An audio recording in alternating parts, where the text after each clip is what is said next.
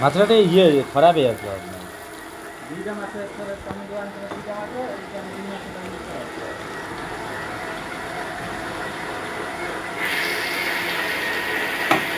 idea হয়